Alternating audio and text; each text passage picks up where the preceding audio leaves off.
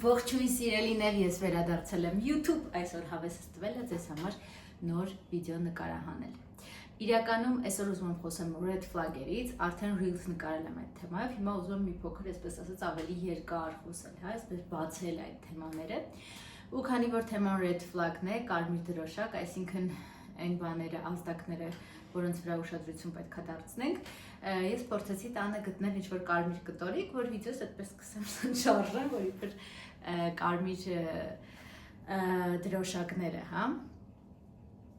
Եվ ես կորցրեցի ուղիղ 30 րոպե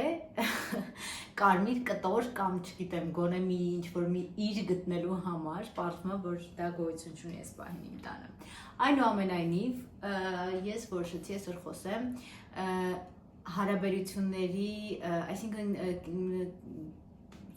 ինչ-որ զուգընկեր, ուզում եմ ասել կին տղամարդ, բայց հետո հասկացա, որ չեմ ուզում սահմանափակել, հա, դա ասելով, ուզում եմ անդրադառնալ բոլորին, հա, այսինքն dating-ի ժամանակ ժամադրությունների, հա, այսպես ասած, ինչեր կարող ենք տեսնել, որոնք որ մեզ համար օքեյ չեն։ Ես կարծում եմ առաջին հանդիպումների ժամանակ, եթե մենք ավելի երկրացած լինենք եւ ավելի, այսպես ասած, շատ այդ process-ի մեջ չմտնենք, մի փոքր կողքից դիտարկենք, մենք ամեն ինչ կարող ենք հասկանալ, թե ոնց է շարունակվելու այդ հարաբերությունները, հա, մոտավորապես, համենայն դեպս։ Գուցե եւ չէ, եւ նաեւ կարելի է ասել, որ կա սիրահարվածություն, որի դեպքում բնականաբար փոխվում է նաեւ մեր հորմոնալ դաշտը եւ դրա համար մենք այսինքն մարդու մարմնի մեջ արտադրվում է հաճույքի հորմոններ ու ինքը ոնց որ այսպես ասած ինչ-որ բանի ազդեցության տակ լինի, հա, իր իսկ հորմոնների ու քանի որ երջանիկ է այդ պահին, չնկատի ինչ-որ բաներ, որոնք որ ոչ սիրահարված ժամանակ կնկատես։ Բայց մարդիկ տարբեր են, մարդիկ կան սիրահարվում են շատ շուտ, մարդիկ կան ընդհանրապես չեն սիրահարվում, մարդիկ էլ կան կարող են սիրահարվել ավելի ուշ, երբ որ արդեն վստահություն առաջանա։ Այնպես որ տարբեր են։ Եկեք սկսենք dating-ի ժամանակ, հա, ինչ ազդակներ կարող է լինի, որտեղ որ մենք հասկանանք, որ մի խոսքով օքեյ չի էս ամեն ինչը։ Գուցե ինչ-որ բաներ, որ բացահայտենք, հիմա ծանոթ լինի ձեր ծանոթների, ընկերների, ընկերուհիների դեպքերի մեջ։ Ամեն դեպքում սրանք կան եւ սրանց հարկավոր է ուշադրություն դարձնել։ Առաջինը ինչի մասին կուզեմ խոսել, անգլերենում love bombing, հա, հայերենում թարգմանաբար ոնց որ սիրո ռմբակոծումն է, հա, որը որ կարծում եմ մեր մշակույթում շատ տարածված է։ Այսինքն ամեն ինչը սենց չափազանցնել, չգիտեմ, դու իմ կյանքի միակ սերն ես, ու միանգամից, այսինքն այդ մարդը իրականում ձեզ դեռևս չի ճանաչում, բայց ինքը արդեն տենց ձեր հետ կյանք է կապում, երեխաներ է ունենում եւ այլն, հա։ Ու դրանից հետո կարա լինի հակառակ էֆեկտ, այսինքն ուղղակի օրինակի համար ինքը անհետանա կամ սովորացնի ձեզ այդ սիրուն, հա, եւ դրանից հետո դադարի տա ձեզ տալ ու դուք անդադ ձգտեք, որ էլի դա ստանաք, հա, այսինքն ամեն ինչը չափի մեջ է օքեյ, հա, այսինքն ռմբակոծելը ու ամեն ինչը չափազանցնելը կարա լինի վտանգավոր, հա, հասկանում եք, չէ՞, ինչի մասին է խոսքը, այսինքն չափազանցնել այդ սերը, հա, ոնց որ ու առաջի դեյթերի ժամանակ, առաջի հանդիպումների ժամանակ կամ չափազանց մեծ հաջողություններ կամ ասենք նվերներ տենց ահավոր թանկարժեք բան, բայց որը որ տեղի է ունենում միայն ոնց որ սկզբի ժամանակ, հա, հետո անպայման ինչ որ դրա հակառակ էֆեկտը տեղի է ունենում եւ նաեւ կան մարդիկ, ովքեր որ անհետանում են առանց բացատրության։ Ճիշտ է, սա պաշտպանական մեխանիզմ է, հա, այս մարդիկ հատուկ տիպի են պատկանում, որ ոնց որ իրանք ամենալավ տարբերակը այդ պահին դա են գտնում կամ ինչ-ինչ պատճառներով, բայց սա եւս համարվում է red flag, երբ որ ձեր ում հետ որ շփվում եք, ինչ որ պահի անհետանում է, ասենք մի ամսով, հետո էլի հայտնվում է ասելով, որ կներես, հա։ Նախ դուք պետք է հասկանաք, որ սա իր մեխանիզմն է, եւ եթե կրկնում է 2-ից 3-ից շատ անգամներ, ապա հասկանաք, որ այդպես է լինելու, մինչդեռ այդ մարդը չհասկանա եւ չփորձի այդ իր մեխանիզմը փոխել, այսպես ասած։ Բայց դա էլ լինում է ոչ շատ հաճախ, հա։ Իհարկե ամեն ինչ տանում է նրան, ինչքանով ենք մենք օքեյ դրա հետ։ Եթե ինչ-որ մեկը օքեյ է, որ իր պարտները կարա մի ամիս կորի, հետո վերադառնա շարունակի, խնդիր չկա ընդհանրապես, հա։ Այսինքն խնդիրը սկսվում է այնտեղ, երբ որ մենք օքեյ չենք ինչ-որ բանի հետ, հա։ Մինչև այդ խնդիր չկա։ Եվ բնականաբար լինում են ժամանակներ, երբ մենք ունենում ենք մենակ մնալու կարիք, եւ կարեւոր է, որ մենք խոսենք մեր պարտների հետ, օրինակ, չգիտեմ, ես 3 օրով գնում եմ ինչ-որ մասնակցեմ ինչ-որ տրեյնինգի, որի ժամանակ քիչ եմ հեռախոսից կպնելու կամ միայն առավոտներն եմ կպնելու կամ ուզում եմ մի փոքր դեպի ներս տանեմ ուշադրությունս ու շատ չեմ կարող օրինակ կապի դուրս գալ կամ ինչ-որ ձև պայմանավորվել, որ մյուս զույգին է կոմֆորտ լինի եւ ինքը անհանգստության մեջ չընկնի։ Կա սրա նաև տեսակը նախորդ ասածից, որի ժամանակ սեր են տալիս, հետո սկսում են հակառակ էֆեկտը, օրինակ, չգիտեմ, մի շաբաթ անդադ օրը 5 անգամ կզանգեն, հետո մի անգամից սենց սառը վերաբերմունք։ Այսինքն իրանք այդ էմոցիոնալ սենց խաղերն են ձեր մեջ մտցնում, որ մեկ լավ, մեկ վատ, ու երբ որ վատ է, ոնց որ ամեն սառը դուք անդադ ձգտում եք, որ այն հինը հետ գա, ու հետո երբ որ արդեն դուք ձեր մեջ հանձնվում եք, որ դա չի լինի կամ ձեր մեջից այդ մարդուն բաց եք թողում, գուցե ինքը էլի վերադառնում է այդ ջերմ տաք վիճակով, մի խոսքով այդ մի փոքր մանիպուլատիվ, այսպես ասած, վերաբերմունք։ Վերահսկող վարքագիծը ձեր ֆինանսների հետ կապված, ձեր գործողությունների, ձեր զանգերի, որը բնականաբար մեր մշակույթում շատ ընդունված է, հատկապես տղամարդիկ կանանց ոնց որ անդադ ինչ որ վերահսկեն, սա հոգեբանական տեսանկյունից այդքան էլ առողջ մոտեցում չէ, եւ այն կանայք, ովքեր որ դրան նորմալ են վերաբերվում, նշանակում է, որ իրանք դեռևս երեխայի դիրքում են եւ ընդունում են իրենց ամուսնուն կամ պարտներին որպես իրենց ծնող եւ ենթարկվում են, հա։ Այստեղ բնականաբար նրա մասին է, որ կարող է քննարկի ամեն ինչ, խոսվի ամեն ինչ, բայց երբ որ մի պարտները մյուսին միայն վերահսկում է ու անդադ պահում է ինչ որ վախի անհանգստության տագնապային մթնոլորտ, սա այդքան առողջ չէ եւ հետագայում կարա բերի ինչ որ խնդիրների։ Gaslighting, քեզ տիպել է, որ կասկածես սեփական հիշողության վրա, հապես տես բան չի եղել, հա, կամ սխալ ես հիշում եւ այլն, կամ սեփական զգացմունքների իրականության ընկալման վրա, ու սովորաբար մանիպուլատորները հեշտ կարողանում են դա անեն, հա, եւ նման մարդկանց հետ եւս պետք է շատ զգուշ լինել եւ հասկանալ, հա, որ նման մարդը մանիպուլատոր է եւ գոնե թե չտրվել է մանիպուլյացիաներին։ Ձեր զգացմունքների անտեսում, եթե զգում եք, որ անտեսում են ձեր զգացմունքները ու համարում են անհեթեթ, սա եւս կարա լինի red flag, հա, կարմիր դրոշակ, այսպես ասած, լռությամբ պատժելը։ Սա կարծում եմ եւս շատ տարածված մեթոդ է, թե կանանց մոտ, թե տղամարդկանց, լռությամբ պատժել։ Հա, իրականում սա այդքան էլ կոնստրուկտիվ մոտեցում չէ եւ կարելի ասել էլի մտնում է red flag-երի մեջ, քանի որ կարելի է ոնց որ մենք պատժենք մեր պարտներին, հա, դա էլ sense ոնց որ կոնստրուկտիվ մոտեցում չի, եթե կարելի է ուղղակի խնդրի մասին օրինակ զրուցել, սա ավելի կոնստրուկտիվ է, եթե վերցնենք այսպես։ Անկառավարելի զայրույթ, փոքր խնդիրների շուրջ տալ, չգիտեմ, կոտրել ամանները, պորտկումներ, ինչ-որ սցենաներ, սա կարա լինի տարբեր բաների պատճառով, հա, բայց ամեն դեպքում նման վերաբերմունքը եւ վարվելը այդքան էլ կոնստրուկտիվ չի եւ մարդը լավ կլինի աշխատի իր զայրույթի հետ։ Խնդիրներից քննարկել բանը ներողություն հրաժարվելը, հայր որ զույգը ունի խնդիր եւ ինչ որ մեկը հրաժարվում է դա քննարկելուց տարբեր ձևի կամ ցրում է կոպիտ ասած կամ ժամանակը դրա չունի կամ մի խոսքով կամ փախուստի է դիմում կամ սկսում է ինչ-որ այլ բանի վրա ուշադրությունը այնպես անել այլ բանի վրա ուշադրություն դարձնես, որպեսզի մոռանաս այդ խնդրի մասին կամ եւ այլն, այսինքն չառերեսվելը քեզ հետ այդ խնդրի հետ, որպեսզի դա լուծեք, սա էլ կարա լինի, մանավանդ եթե դուք երկարատև հարաբերություններ եք ունենալու այդ մարդու հետ, բնականաբար օքեյ չի եւ կարա ավելի մեծ խնդիրների պատճառ հանդիսանա։ Խանդ եւ սեփականատիրական զգացում, այս շատ մարդկանց մեջ կա, գուցե ինստինկտային մակարդակում է, հա, սա իմն է, սա իմ հողն է, կամ հետո որ սկսել է արդեն ամեն մեկը, չգիտեմ, հին ժամանակներում իր սահմանները գցի, սա իմ կինն է, սա իմ, չգիտեմ, ամուսինն է, իմն է, իրականում ոչ մեկ ոչ մեկինը չի, հա, եւ նույնիսկ այն ինչ որ թղթովներն է, օրինակ այս տները, դա էլ է ժամանակավոր, եթե այդպես վերցնենք, մի օր մենք չենք լինելու, այսպես ասած։ Ամեն դեպքում սա կարա լինի տարբեր մակարդակների վրա, բայց նաև կարա լինի շատ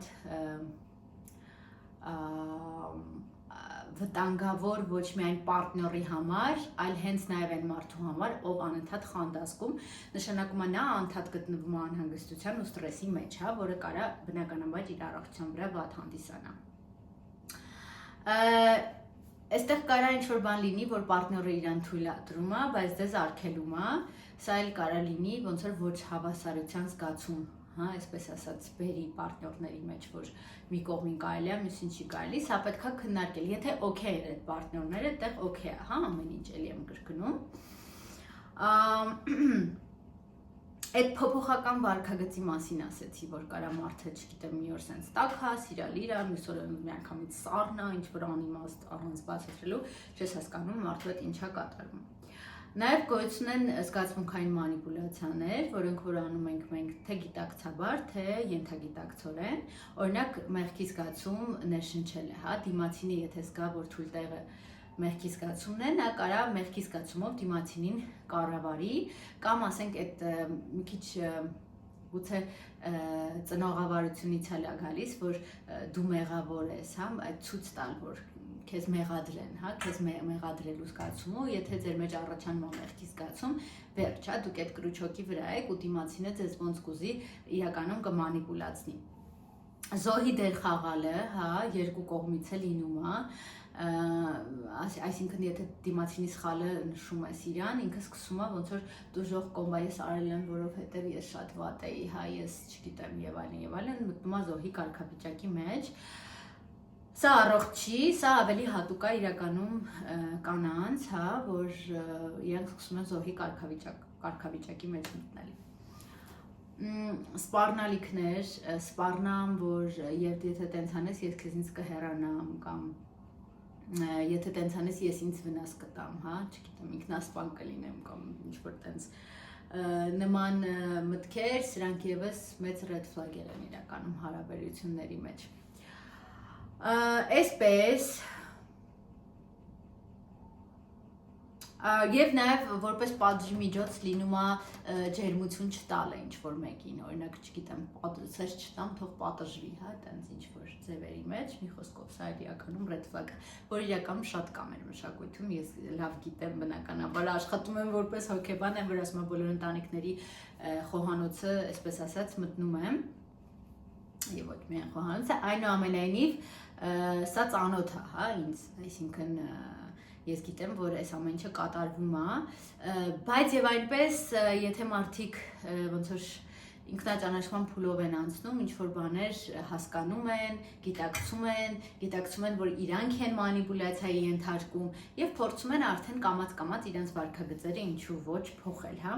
Բնականաբար կա արժեքային համակարգ, որտեղ եթե քեզ ստում են բնականաբար red flag-ը միանգամից, երբ որ գաղտնապահություն, օրինակ, եթե ինչ-որ բան եք խնդրել գաղտնի մնա չեն պահում, ու դավաճանությունը ես կասեմ, որ մի քիչ այսինքն մի քիչ տարբեր մարդիկ տարբեր ձև են դա անցալում, ինչ որ մեկի համար դավաճանությունը դա ֆիզիկական դավաճանություն է, ինչ որ մեկի համար էմոցիոնալ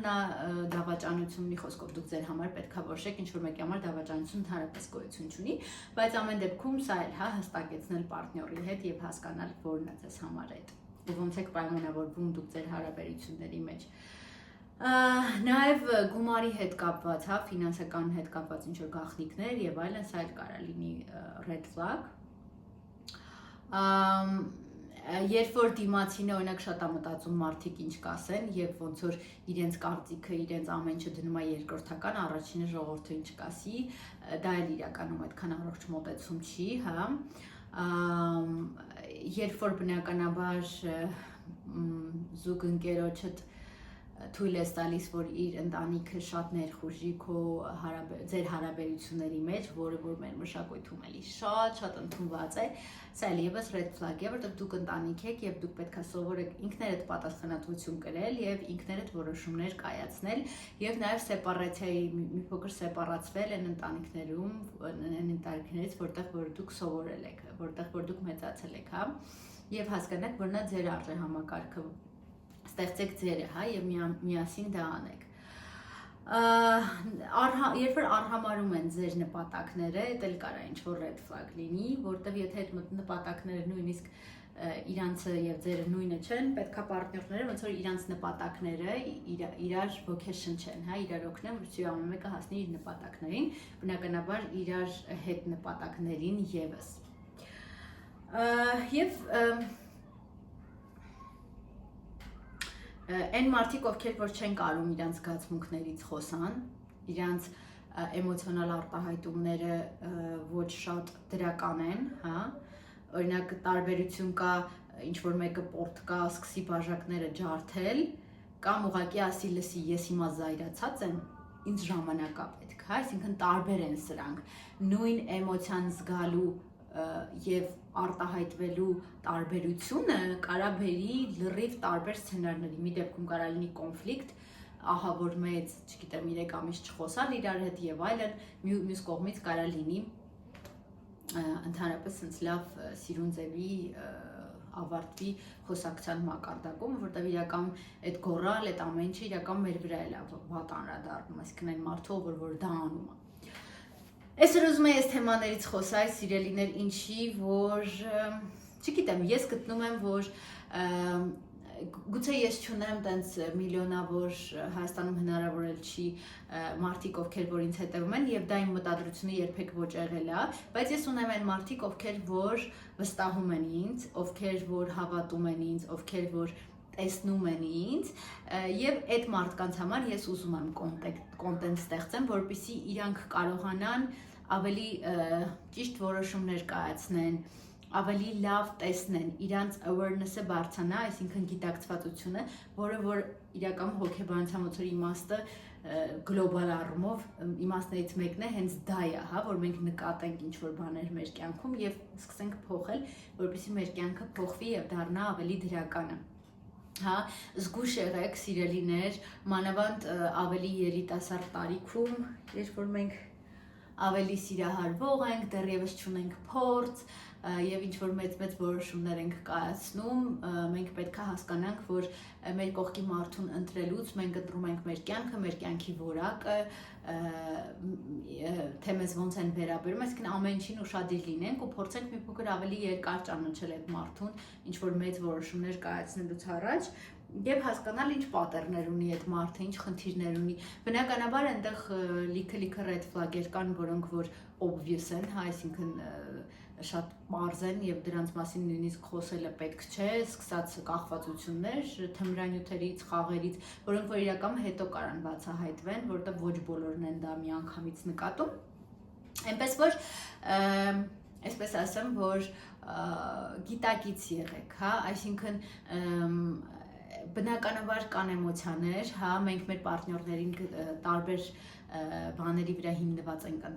ընտրում, իբր ընտրում, չգիտես, մենք ենք ընտրում, թե չենք ընտրում, մի խոսքով, ամեն դեպքում նաև մենք էլ հասկանանք, թե ինչի ենք, եթե մանավանդ այդ տիպի մարդիկ կրկնվում են մեր կյանքում, սա նշանակում է կարա լինի օրինակ մեր մեջ խնդիր, հա, ես մի հատ օրինակ բերեմ, այս օրինակը իմ դասախոսն է պատմել իր այցելուից մի հատ աղջիկ կար ու անդադ հանդիպում էր ինչ-որ ոչ շատ հաջող չպիտակավորեմ, բայց բացատրեմ ինչ նկատի ունեմ դրա տակ, ինչ-որ առաջի ամուսինը ինչ-որ խմող է լինում, ինքը տենց միանգամից բաժանվում է, տենց փախնում է, հետո երկրորդ ամուսինը լինում է թմրամոլ, եթե չեմ սխալվում, որից հետո ինքը նաև հա տենց abuser ֆիզիկապես ծեծ ջարդ եւ այլն ու ինքը մի ձև փախնում է ու կարծեմ եթե չեմ սխալվում սամալյոտի մեջ հենց ինքնաթիռի մեջ ծանոթանում եմ մի հատ այլ տղամարդու հետ ում հետ որ իրենց մոտ սիրավեպ է սկսում եւ պարզվում է այս երրորդ տղամարդն էլ իմպոտենտ էր Հա, ինչ է սա նշանակում։ Սա նշանակում է, որ ամեն դեպքում ինչ որ խնդիր կա, չէ՞, մի խոսքով այս աղջիկը գնում է հոգեբանի մոտ ու ի վերջո պարզվում է, որ ինքը պուճուր է եղել, գնացել են ինչ որ ստուգումների, կողքի սենյակից ինքը լսել է, որ իբր ինքը չի կարա հղի անա, եւ ինքը մտածել է, որ դա իր մասին է, եւ ինքը ընտրել է այնպիսի պարտներների, որոնց հետ ինքը կարող էր արդարացնել իր չհղիանալը։ Հա, բայց իրականում սա, եթե չեմ սխալվում, սխալ ինֆորմացիա էր, որից հետո որ ինքը հասկանում է, որ դրա համար է դա արել ենթագիտակցորեն, ինքը դրանից հետո ամուսնանում է ու 2 երեխա է ունենում, արդեն մի այլ պարտների հետ։ Ինչ եմ ուզում ասել, այսինքն ոչ միշտ է խնդիրը դիմացինի մեջ, որտեղ օրինակ եթե մենք սիրում ենք, չգիտեմ, զոհի կարգավիճակը, հա, կամ մարդիկ իսկականից որ սիրում է կամ տառապելը, հա, կամ դրանից հաճույք ենք ինչ որ ձև ստանում, կարանք մենք ընտրենք նենց պարտներների, ովքեր որ մեզ կարանց հավացնեն ու մի խոսքով մեզնից էլ է շատ բան գալիս։ Ամեն դեպքում որտեղ բա հենվենք, չէ՞, կարող ենք հենվել ինչ որ կետերի վրա, որոնք որ մեր արժեքային համակարգն են, եթե օրինակ անկեղծությունը մտնում է ձեր արժեքային համակարգի հետ, որպեսզի դիմացինը լինի անկեղծ։ Այսինքն նշանակում է, որ հենց մեկը սուտ է ասում, վերջ, ոնց որ խաչ, հա։ Այսինքն մենք կարանք ստեղծենք մեր մեջ արժեքային համակարգ, որը լինի մերը, ոչ թե սոցիումից թելադրված, ոչ թե ծնողներից թելադրված, այլ մերը։ Եվ փորձենք դա հենարան սարքել մեր համար։ Բնականաբար կա նաև զգացմունքներ, այդ ամեն ինչը եւ այլն, բայց ամեն դեպքում այդ արժեքային համակարգով մի հատ անցկացնենք, հա, այսպես ասած։ Եվ մտածենք դրա մասին, ինչ ձևի զուգընկեր եք դուք ուզում, որն է ձեր այն հարաբերությունները, որ ձեզ համար կլինի կոնստրուկտիվ, հարմար, շահավետ, եթե դուք երջանիկ եք, ապա այդ հարաբերությունները ձեզ պետք է ավելի երջանկացնեն, հա, ոչ թե ձեզնից ինչ-որ բան խլեն, հա, էմոցիոնալ սպառված։ Ես շատ ունեմ զույգեր, ում հետ որ աշխատում եմ եւ իրականում այդքան էլ լավ վիճակ չի, հա, եւ ես դրա համար հիմա աշխատում եմ մի հատ գրքի վրա, որը հուսով եմ մյուս տարի արդեն լույս կտեսնի, որտեղ որ ես խոսում եմ ուղղակի մարդու հետ ոնց շփվես, հա, նման տրեյնինգ է ունեմ իմիջիայլոց։ Եվ սա զույգերի համար գերկարևոր բան է, սա մենք չենք սովորում ոչ դպրոցում, ոչ համալսարաններում, դրա համար գոյություն ունեմ ես, որ այս ինֆորմացիան ձեզ կփոխանցի, սիրում եմ ձեզ շատ, սրտանց, հուսով եմ օգտակար եղա, խնդրում եմ զգուշ եղեք, սիրելիներ, թե տղաներ, թե աղջիկներ, եւ ճիշտ ընտրություններ կատարեք, որպեսզի լինեք երջանիկ եւ տառապանքի մեջ չընկնեք։ Դե լավ եղեք, կհանդիպենք։